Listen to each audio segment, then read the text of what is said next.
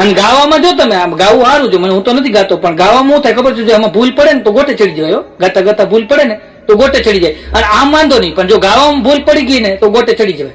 હમણાં અમારો એક ઓર્કેસ્ટ્રાનો કાર્યક્રમ હતો ભાઈ, અને ઓર્કેસ્ટ્રાના કાર્યક્રમમાં એક ભાઈ આવ્યા કલાકાર, અને આવ્યા અને આવીને એને ગાવાનું શરૂ કર્યું. હવે એને હિન્દી ગીત ઉપાડ્યું, ઓ હસીના ઓ નીલમ પરી, ઓ હસીના ઓ નીલમ પરી, ઓ હસીના ઓ નીલમ પરી, પણ ભૂલી ગયેલો આગળ, ઓ હસીના ઓ નીલમ પરી, ચીકુના ઝાડ ઉપર ચડી, પગ લપસો તો હેઠે પડી. તો ઓડિયન્સ વાળા કે પણ હું કામ ચીકુના ઝાડે ચડે, એને હેઠે હેઠે રહેવા દે, ગુરુ છે પણ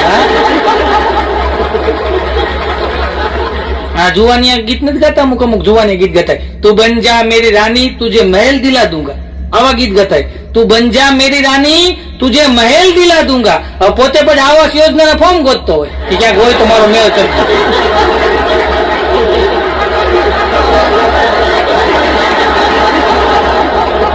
એક જણા મને કે આ દુનિયા છે ને એની યાર ગ્રહ ભટકાય તો શું થાય? મેં કીધું દુનિયા નાશ થઈ જાય.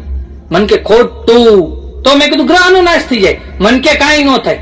મેં કીધું તું કે શું થાય? મન કે ટન દઈને અવાજ આવે. મેં કીધું આ ગ્રહ દુનિયા ભટકાય તો ટન દઈને અવાજ કેમ આવે? મન કે ઓલું ગીત નથી, એ દુનિયા પિત્તલ દી, એ દુનિયા પિત્તલ દી, કે ટન દઈને અવાજ આવે. કેવા માણસો કાઢે. એક મોટું જહાજ જતું હતું, મોટું મોટું બહુ મોટું, હજી મોટું કરું, બહુ જહાજ દરિયાની અંદર જહાજ જતું હતું, જહાજ તૂટી ગયું.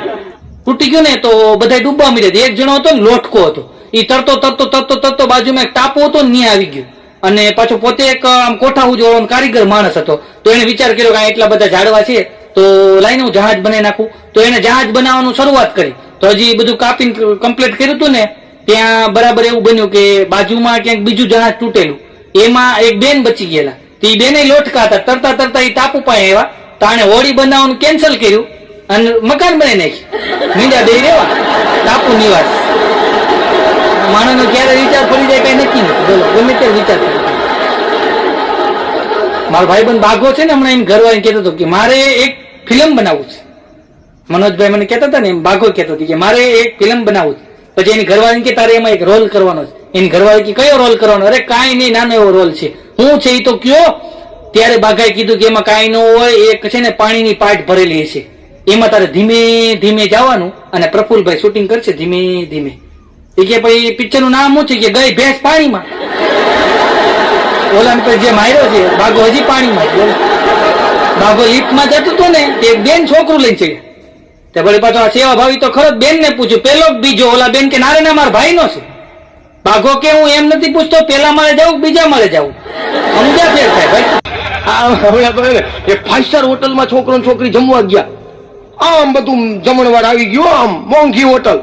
છોકરી રાજી બહુ થઈ ગયા, હા તું મને આવી હોટલમાં લઈ આવ્યો જમવા, મારું મનગમતું જમવા, મારું મનગમતું મેનુ, હું તારા પર બહુ ખુશ છું કે બહુ ખુશ છું કે હવે તું મને કઈક એવી વાત કરી કે મારું દિલ ધડકવા માંડે. ઓલો કે મારી પાસે પૈસા નથી.